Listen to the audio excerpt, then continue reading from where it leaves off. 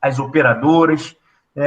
Então, é um evento multidisciplinar, é um evento transversal, é um evento que integra as pessoas.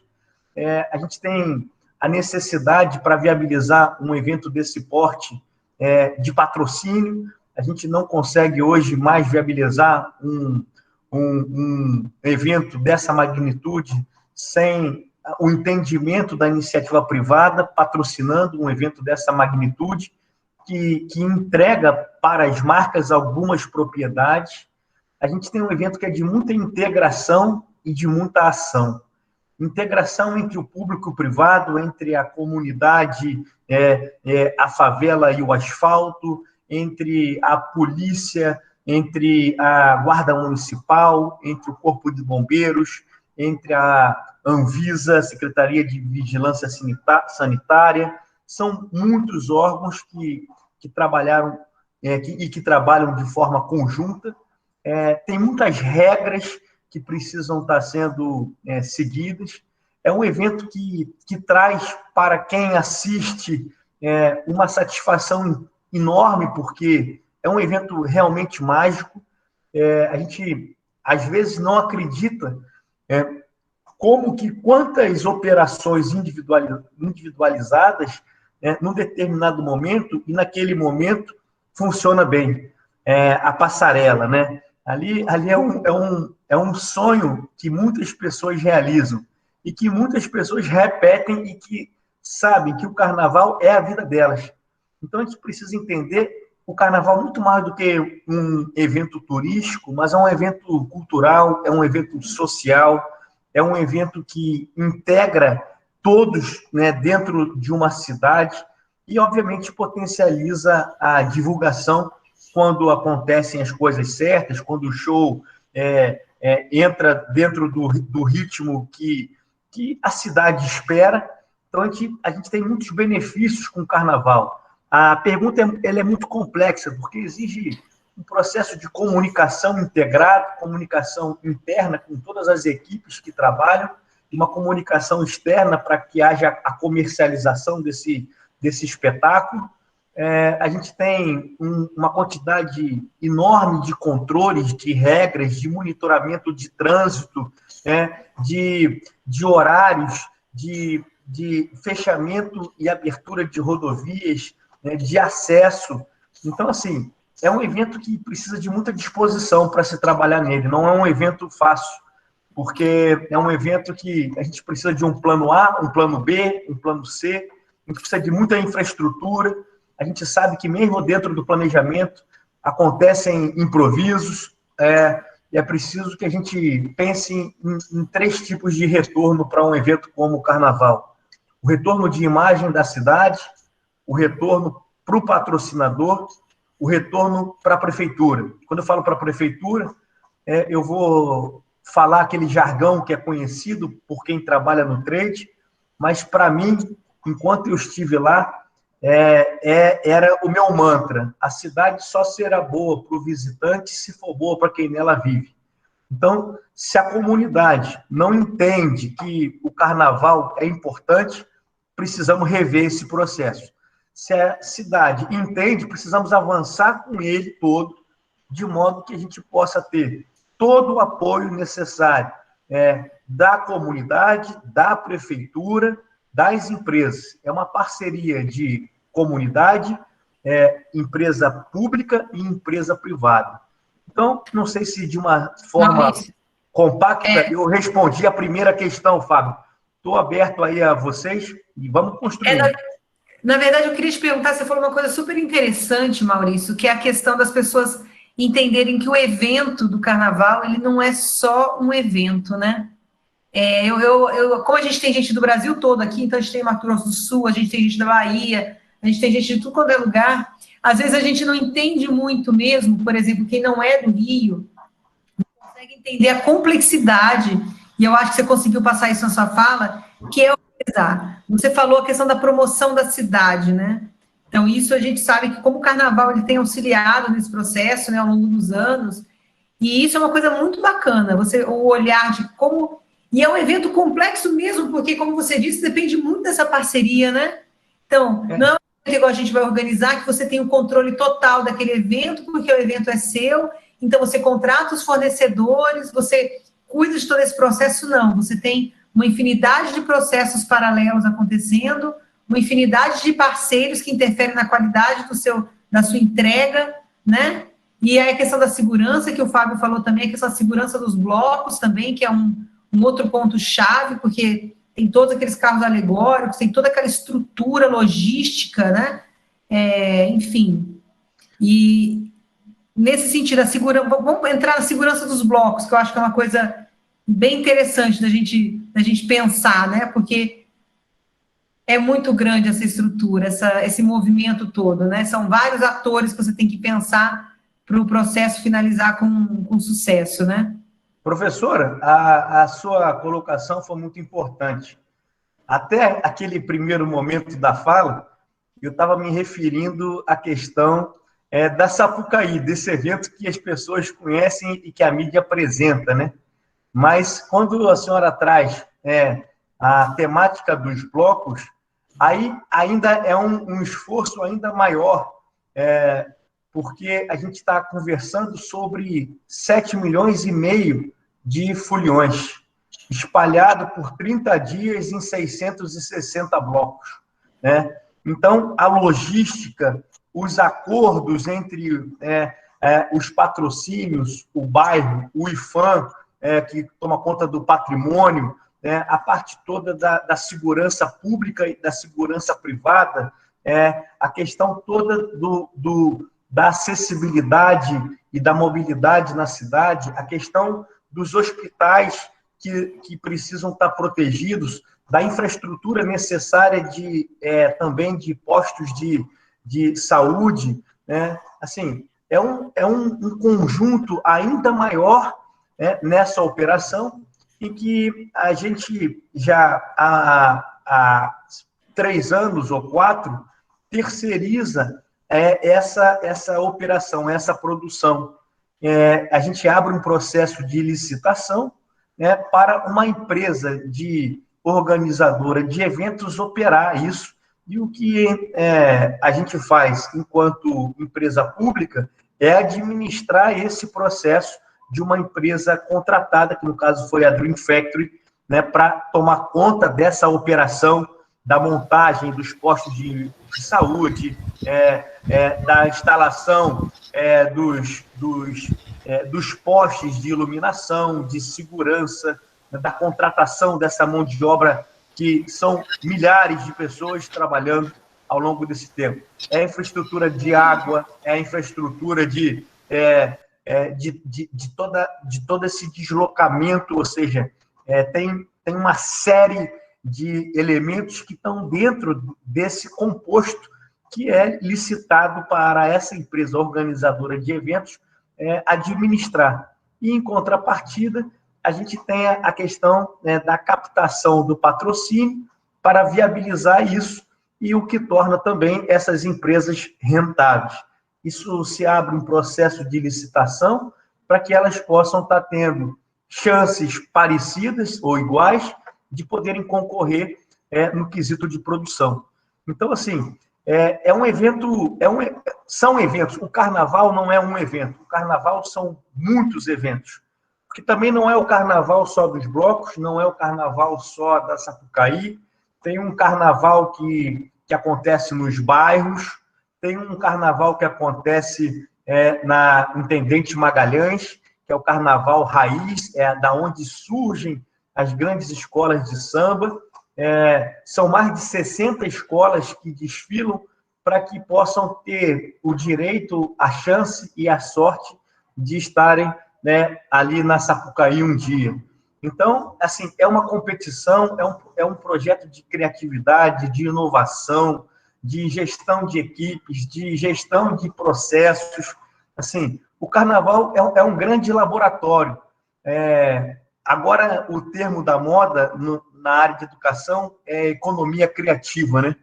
E desde que o carnaval existe, o carnaval ele trabalha com todos esses elementos da economia criativa, no aspecto social, no aspecto econômico, no aspecto político, né? Então, assim, é muito interessante a gente entender. Eu sei que muitas pessoas que estudam turismo ou que estudam serviços, por exemplo, vão para a Disney, né, para conhecerem um pouco da metodologia, para conhecerem um pouco do que acontece nos bastidores da Disney. E eu tenho certeza que se a gente tivesse uma escola dessa do carnaval, nós teríamos também uma porção de empresas no mundo inteiro que viriam para cá para que pudessem entender um pouco como é que acontecem todos esses processos juntos. Porque é um evento, né, o carnaval, eu falo sempre, que é um evento que tem tudo para dar errado, né, porque as pessoas estão excitadas, tem cachaça, tem calor, as pessoas elas estão excitadas demais em todos os seus aspectos, né? Nesse momento deixam para ser as próprias pessoas que estão escondidas dentro delas, né? Então, às vezes estão com as máscaras, às vezes estão com fantasia, às vezes estão disfarçadas, e é um evento que a gente, nesses últimos carnavais, a gente teve uma pesquisa que foi a seguinte: você repetiria essa experiência conosco no carnaval? E nós tivemos 94% dos foliões dizendo que repetiriam essa experiência. E aí isso também traz, para quem está fora do Rio de Janeiro, e é um evento multicultural, o entendimento de que também a cidade não é tão perigosa quanto a grande mídia pinta, né? Então, a gente começa a verificar também que o carnaval ele tem esse aspecto que é muito mais... Por exemplo, eu falo sempre para minhas turmas, quando me apresentava como diretor da Rio Tour, uma coisa que é interessante. Puxa, Maurício, mas você falar do Rio de Janeiro como um destino seguro é sua obrigação, porque você é pago para isso. E eu concordo.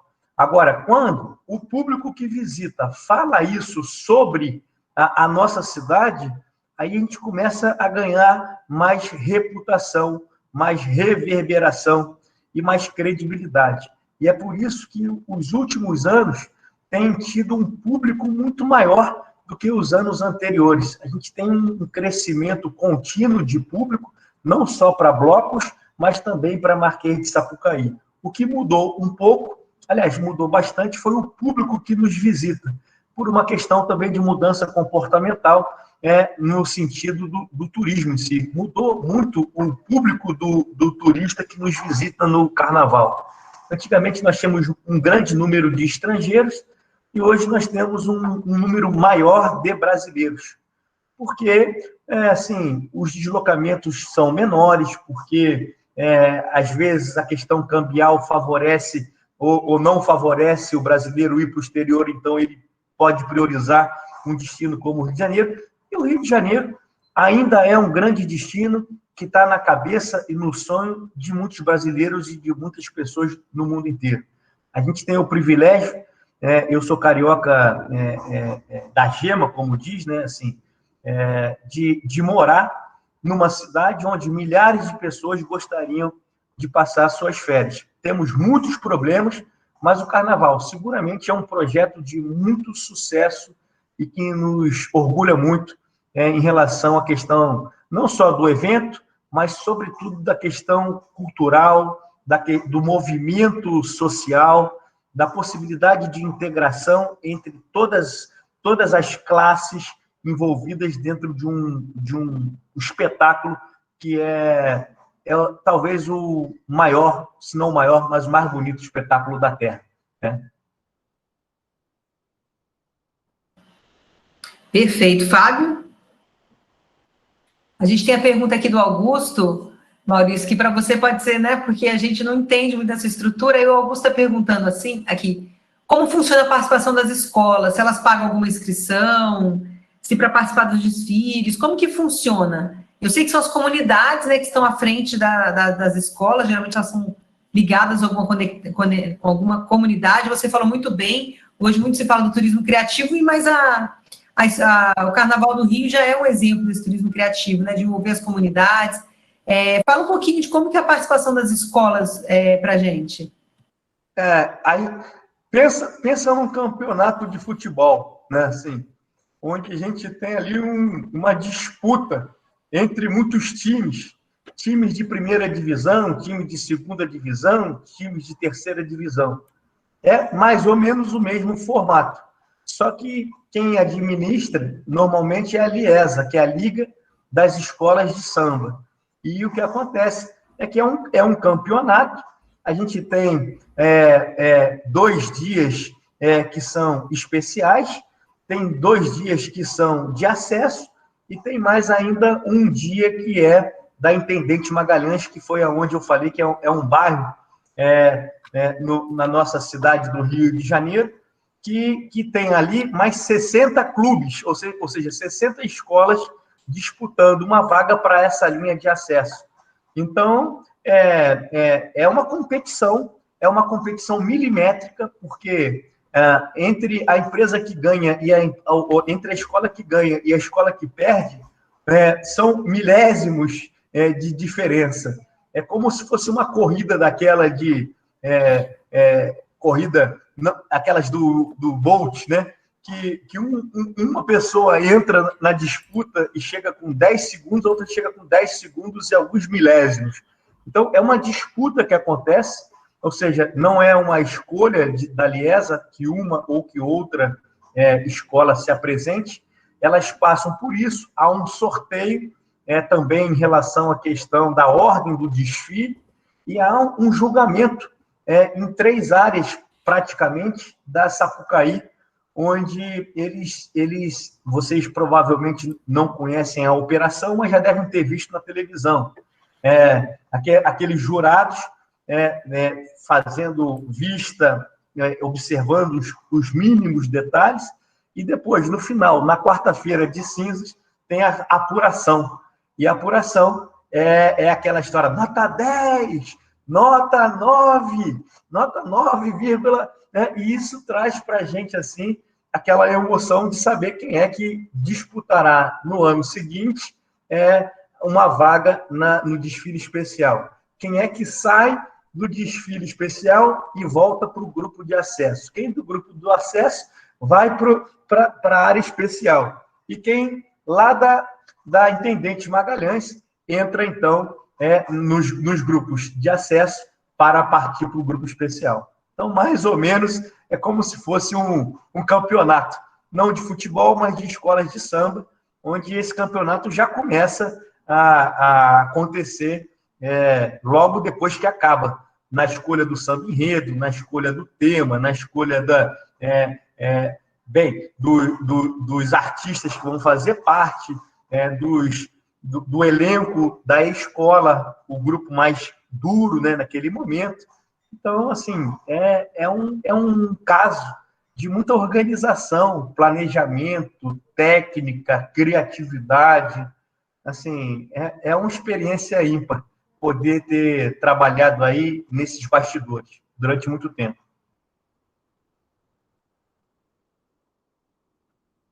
Não estou ouvindo o som do Fábio, não estou ouvindo. Agora, vamos lá. A internet está me desafiando, mas a gente sempre vence. Então, o que acontece? A questão do... Eu vi uma grande evolução, eu estou vendo uma grande evolução no carnaval aqui que a gente acompanha, né, de perto, e especialmente nesse ano, eu vi e li também algumas informações com relação principalmente aos blocos de rua e centro e Zona Sul, que eles fizeram alguns cordões de isolamento, tipo se faz em Salvador, na verdade, né? Eu não sei quantas pessoas, né, como é que foi organizado isso, mas eu vi que alguns profissionais da área de segurança pública foram a Salvador para entender melhor como funciona a dinâmica do Carnaval de Salvador com os blocos, e também a gente teve uma questão daqueles cordões de...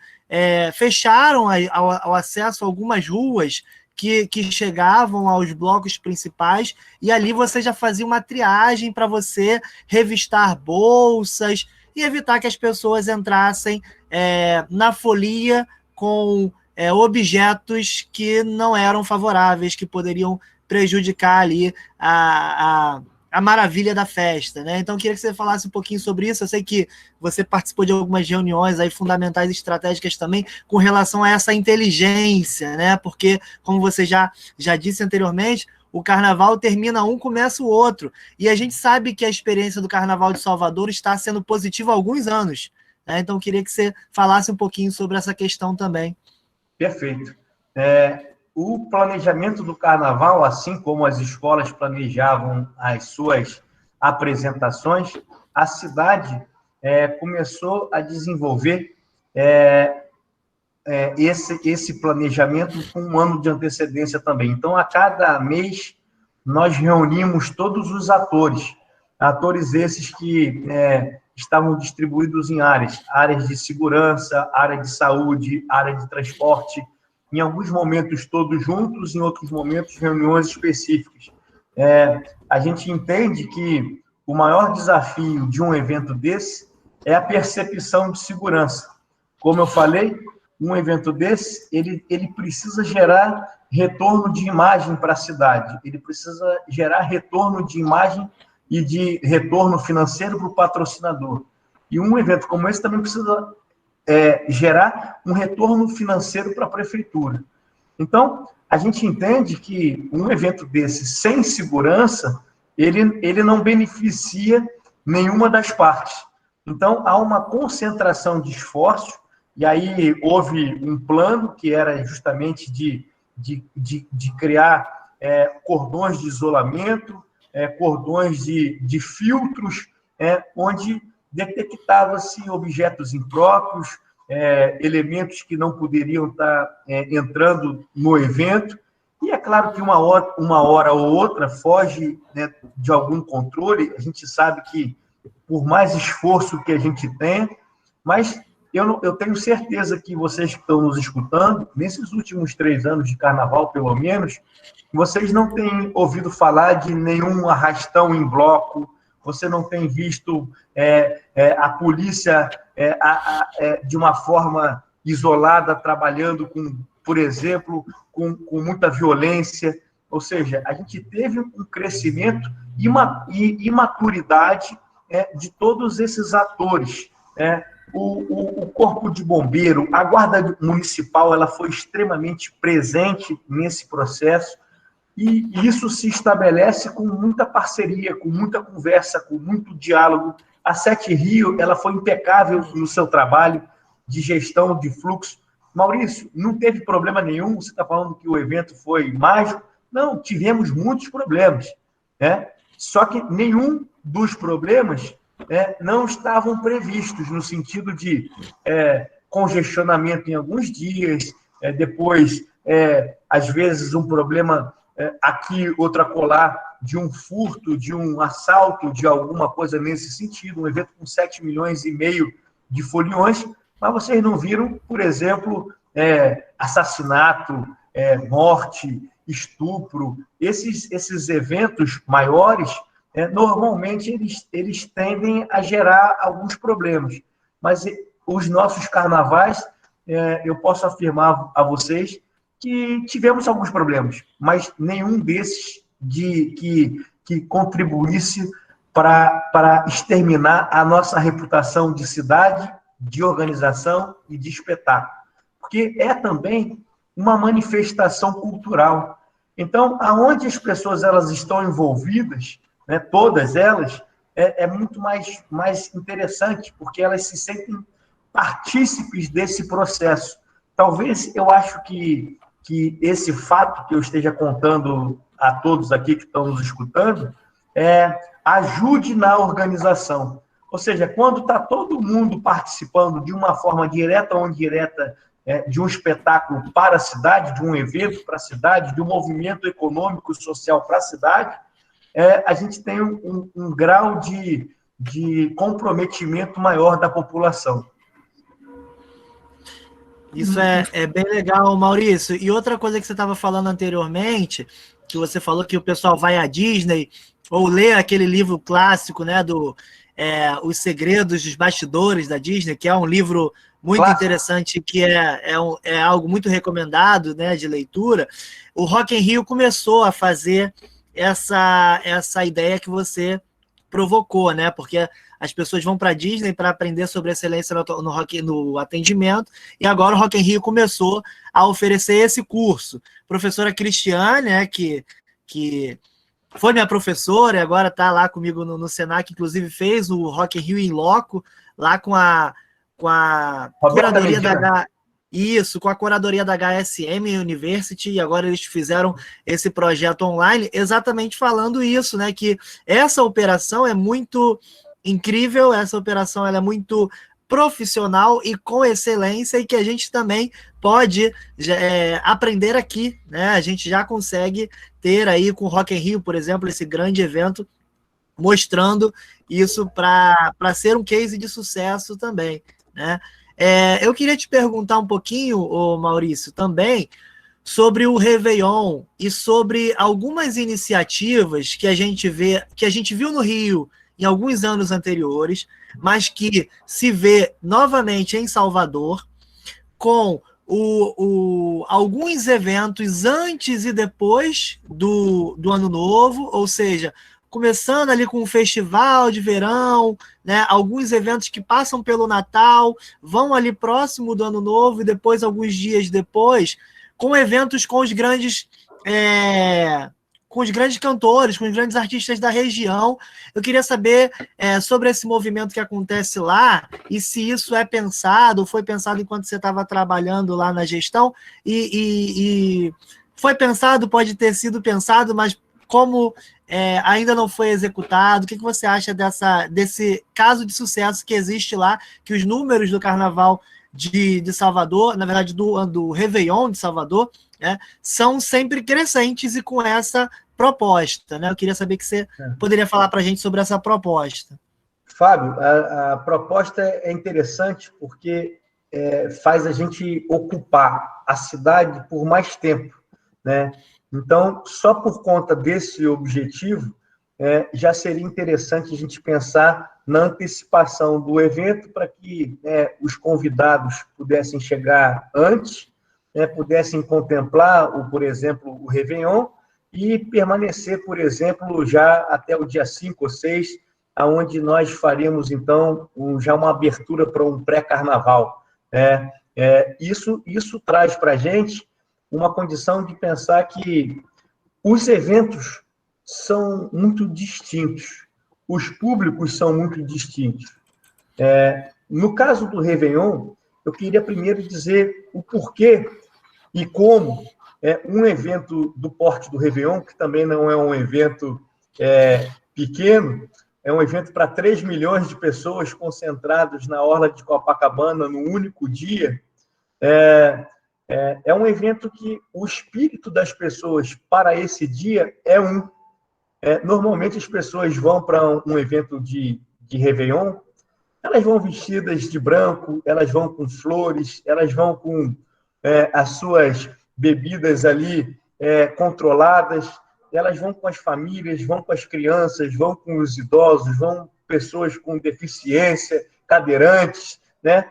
A gente tem um público que é mais pacato, e por isso a gente consegue, num único dia, reunir tanta gente, e o que facilita um pouco o dia do evento. Aí o Fábio perguntou, e antes e depois? Se a gente tem um planejamento, e eu não participei da decisão das atrações, eu vi as atrações sendo incluídas nesse cardápio. No meu entender, a gente, enquanto cidade, deveria priorizar, por exemplo, concertos, músicas, bandas de menor porte, ou que pelo menos a gente pudesse ter a capacidade de controle maior. Então, eu preferiria que a gente tivesse um maior número de shows espalhado pela cidade do Rio de Janeiro do que grandes shows concentrados em Copacabana, por exemplo. Assim, então, essa talvez seja uma das situações em que eu discordei em alguns momentos internamente sobre o planejamento. Porque em alguns momentos, alguns decisores tomaram a questão de que vamos fazer o maior, o melhor, um grande evento sempre, e que às vezes a gente não compreende que os públicos, sendo diferentes, eles têm comportamentos diferentes. E aí foi o que a gente teve também, e aí já a gente fala das nossas vitórias, mas vamos falar também de alguns equívocos. A gente teve um evento que foi logo em seguida do Réveillon, que foi um grande show, e que causou um problema enorme para o bairro de Copacabana. Uma grande cantora fazendo um show para muitas pessoas, as pessoas não iam embora, a Guarda Municipal, a Conlurb precisavam limpar o espaço, porque a cidade precisava rodar depois do evento, e aí aquelas pessoas que estavam ali já há muito tempo, estavam satisfeitas, estavam excitadas, álcool, começavam a jogar pedra, por exemplo, na Guarda Municipal, na Conlurb, e aí o que aconteceu foi aquele desfecho que talvez vocês tenham visto em algum momento na televisão, que foi a Guarda Municipal junto com a Polícia Militar reagindo, e aí cria aquele pânico, e aí aquela multidão começa a se dispersar, e isso cria problemas. Problema para o bairro, problema para a cidade, problema para a imagem, problema para o patrocinador. Então, eu prefiro que seja um número grande de eventos acontecendo de uma forma organizada e, ao mesmo tempo, com atrações de menor público e as atrações de maior público que pudessem estar concentradas em áreas especiais, como, por exemplo, a gente teve ali, o Fábio bem citou, que é um caso de excelência também. Acho que o Rock in Rio empresta toda a inteligência mercadológica, toda a inteligência organizacional para qualquer evento em qualquer parte do mundo. Um evento que consegue reunir 700 mil pessoas, em 2 semanas, ocupar a rede hoteleira toda, movimentar a economia da cidade, bares, restaurantes, similares. Então, eu acho que, nesse momento, a gente falhou em ter dado a condição da cidade receber um evento desse formato para um espaço em que concentrou-se 500 mil pessoas. E aí não acabava, e aí gerou o que vocês viram aí na mídia também.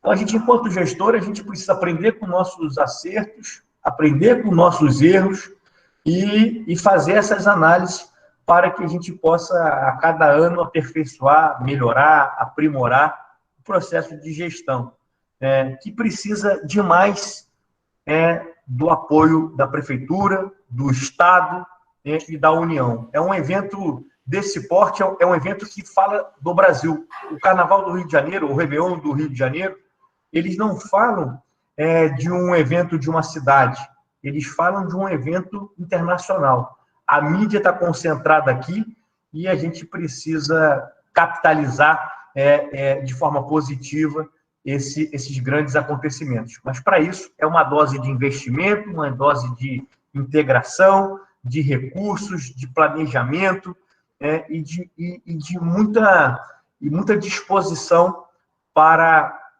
o desafio dessa gestão. É um evento que precisa de sangue frio e sangue quente o tempo todo. Que legal, Maurício. É verdade mesmo. Essa questão de também relacionada a grandes eventos que a gente tem no Rio principais, o Carnaval, o Ano Novo e o Rock in Rio Bienal, já existiu, inclusive eu já vi uma proposta do vereador Marcelo Ará, que era fazer um grande evento agora, nessa época do ano mesmo, um evento de uma festa junina, que fosse ou uma festa junina, realmente como a gente tem em alguns locais do país mais típicas, ou se fazer um carnaval fora de época, fazendo um evento nessa época do ano de agora, de junho, porque tradicionalmente essa época é uma época do ano que a gente não tem o fluxo tão intenso de turistas quanto a gente tem na época do final do ano. Eu queria saber sobre a sua percepção sobre essa época do ano e os projetos que você já viu ou já pensou para a gente também trabalhar essas questões da sazonalidade, né? A gente lembra que, por exemplo, lá em Gramado, o Natal Luz já está quase começando em setembro, né? Porque eles estão aproveitando a oportunidade. Se tem gente que quer ver o Natal Luz e eles têm o que oferecer, e as pessoas vão em setembro, que seja em setembro, mas que esse evento nasceu, né, de uma oportunidade que eles viram de criar um evento para uma baixa sazonalidade. Então, queria saber de você quais são essas oportunidades que você vislumbra sobre essas épocas de baixa sazonalidade com grandes eventos. Fábio, a tua pergunta é excelente. Logo que eu entrei na Rio Tour, em 2017, a gente ouvia falar um plano que foi pensado pelo Medina, foi pensado por mais umas 2 pessoas, chamado Rio de Janeiro a Janeiro. Então, esse evento ele tinha como prioridade desenvolver um evento do porte do Rock in Rio a cada mês, ou seja, com eventos de temas diferentes. Então, um evento que fosse de jogos e games, outro evento que fosse de gastronomia, outro evento que fosse, por exemplo, de tecnologia, outro evento. Então, essa é a melhor forma da gente reduzir a sazonalidade. Os eventos, eles nascem, né, para construir negócios, entretenimento, lazer, mas eles servem para os destinos para equilibrar a sazonalidade, para que a gente possa ter uma ocupação durante o ano inteiro. Embora a gente não tenha concretizado esse plano do Rio de Janeiro a Janeiro da forma como deveria, essa ideia ela ficou muito presente para os produtores de eventos. Então, eu especificamente acredito que alguns eventos já são consagrados. Por exemplo, o Carnaval, Réveillon, não pode mudar de data, né? Mas um grande evento de gastronomia nos meses de abril, maio, um grande evento de música, como é o caso do Rock in Rio, acontecendo em setembro, outubro, né? Que são os grandes campeonatos de futebol. A gente teve a chance, né, nesse caso do evento da Libertadores, de ter uma taxa de ocupação elevadíssima por conta do Flamengo tá jogando no Maracanã e pessoas do Brasil inteiro vieram para a cidade do Rio de Janeiro, para os Jogos, para que pudessem estar ali vivendo uma experiência mágica, que é a experiência do Maracanã, um evento de futebol. Então, estamos falando de esporte, estamos falando de música, estamos falando de gastronomia, estamos falando de tecnologia, estamos falando do mundo náutico, estamos falando do mundo dos grandes congressos também, tanto os científicos quanto a parte toda das grandes feiras literárias, né? Feira do Livro, a feira a Abras, que é a Associação Brasileira dos Supermercadistas. Ou seja, a gente, no turismo, a gente abraça uma enormidade de segmentos e criamos parcerias com tudo. Basta que a gente crie o quê? Um evento. Se eu quiser criar, por exemplo, um evento de cachorros poodle que andem com coleira rosa, vai ter um grupo que segura essa onda e que deve ter uma multidão, deve ter uma comunidade. Hoje a gente está muito fragmentado, né, em grupos, em aldeias, em comunidades mesmo de consumo. E se a gente consegue fazer um mapeamento dessas comunidades, fazer um alinhamento entre essas comunidades e o destino Rio de Janeiro, ou qualquer destino, um alinhamento entre essas comunidades e o impacto econômico que essas comunidades podem gerar com algum evento, isso diminui e reduz a sazonalidade que você perguntou. Então, assim, esse calendário de Rio de Janeiro a janeiro é, para mim, uma referência para a gente poder estar resolvendo esse problema. Exatamente, Maurício. Assim, esse documento, eu até coloquei aqui no chat para as pessoas acessarem depois com calma, que é o Rio de Janeiro a janeiro. É um documento primoroso que serve como base para estudo de eventos em qualquer lugar do Brasil. É um estudo profundo, foi feito pela FGV Projetos, é um estudo que tem dados econômicos, é um estudo com o impacto de cada evento, com números. O Carnaval de 2018, por exemplo, eles colocam aqui a maior festa de Ano Novo do Brasil, 2,4 milhões de pessoas, 707 mil turistas. Então, eles têm os dados todos bem compilados, 98% da taxa de ocupação com os dados fornecidos da BIH. Então, é um documento muito primoroso que eu até, quando tenho a oportunidade de dar aula de eventos, eu utilizo ele como uma referência, porque ali você tem as fontes para montar o seu calendário de eventos em qualquer lugar do Brasil, em qualquer cidade. Você vai saber o que você precisa de informação base para a montagem desse o teu calendário, desse teu projeto. Então, esse aqui é um projeto realmente primoroso que foi feito nessa ocasião. Acho que é uma lembrança bem importante de ser ressaltada, que você bem lembrou. É um calendário bem importante. E aí, eu acho que a professora Roberta quer fazer uma pergunta, mas pode falar, Maurício, por favor. O calendário e o projeto que foi realmente desenvolvido pela Fundação Getúlio Vargas, ele passa por alguns elementos que são importantíssimos. Assim, todo produtor de eventos, quando se propõe a organizar algum evento, ele começa a falar sobre o seu público, sobre o negócio, E esse projeto, esse estudo, esse programa do Rio de Janeiro a janeiro, ele tinha a capacidade de fazer com que, por exemplo, a prefeitura tivesse uma noção de que eventos teriam um melhor impacto para a cidade.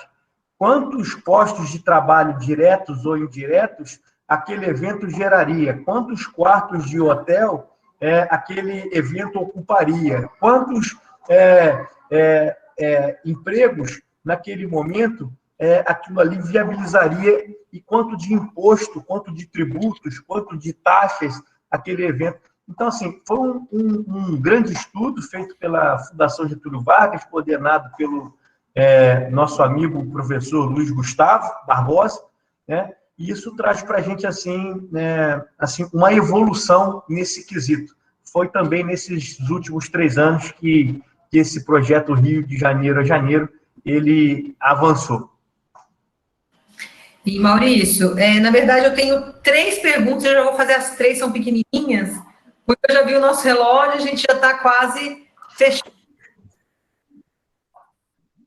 Já vai dar 8h30 já, a gente vai se estender uns 10 minutinhos, que foi o tempo que a gente demorou para iniciar. Mas é que lá atrás alguém perguntou sobre o uso do sambódromo em época de baixa temporada, fora do carnaval. Como que ele acontece? Alguém perguntou também sobre se vocês têm os números de quanto que o carnaval do Rio traz de retorno para a prefeitura, né? Para a prefeitura não, para a comunidade em si, quanto ele gera de recurso. E por último, Maurício, eu queria que você falasse um pouquinho que você comentou com a gente que o carnaval ele acaba e já se inicia o planejamento para o próximo, certo? Porque são muitos detalhes, muitas coisas acontecendo de forma paralela. Com essa pandemia toda, até a gente sabe que o turismo, com certeza, é o setor que mais está sofrendo. Hoje eu assisti uma palestra, teve uma conversa onde, na fala de um senador, ele falou que o turismo foi o primeiro a entrar em colapso e provavelmente vai ser o último a sair, né? Então, é muito triste, a gente escuta isso, o coração fica até apertado, mas é o que a gente está visualizando.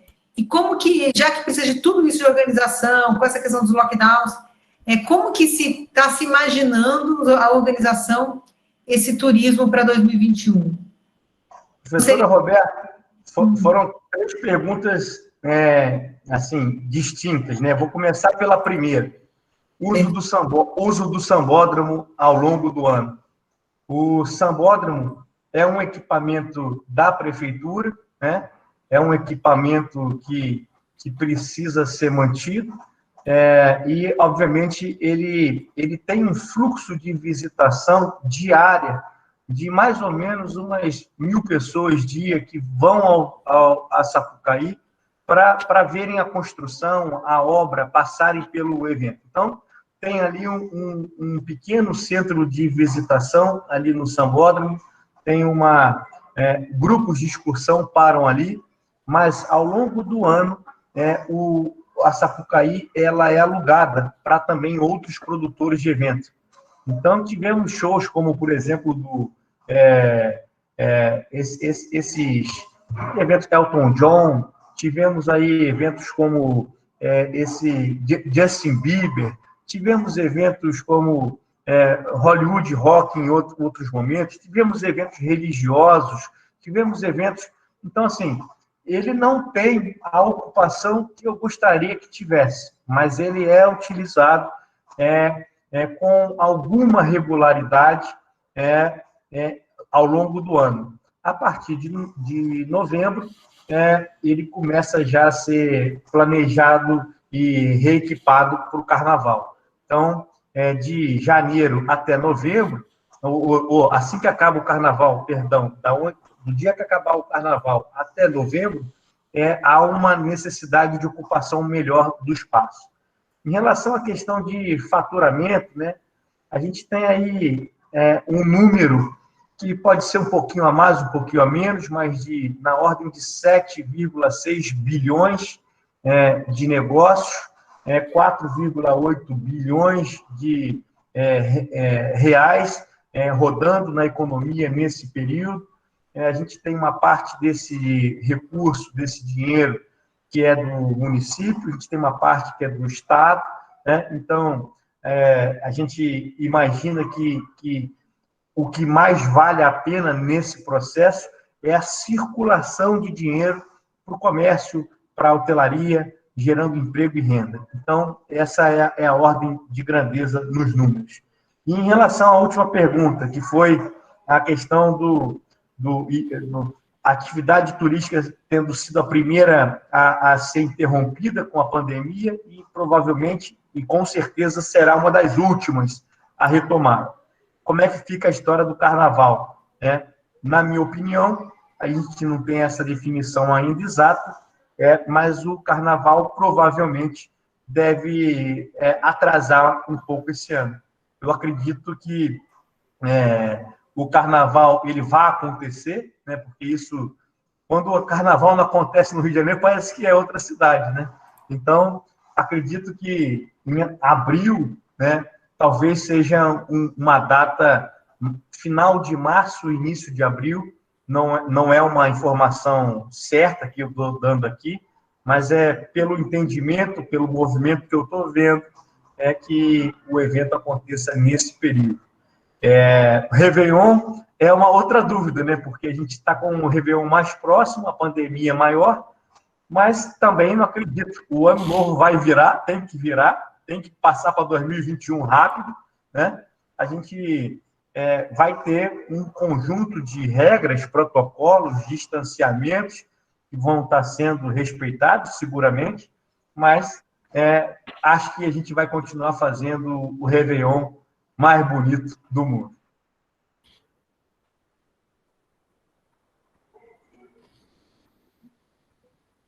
Legal, ô Maurício, obrigado. Realmente até uma questão, voltando aos números, né, que é algo que é importante a gente sempre relembrar, desse impacto, né, de números, de geração de emprego e renda.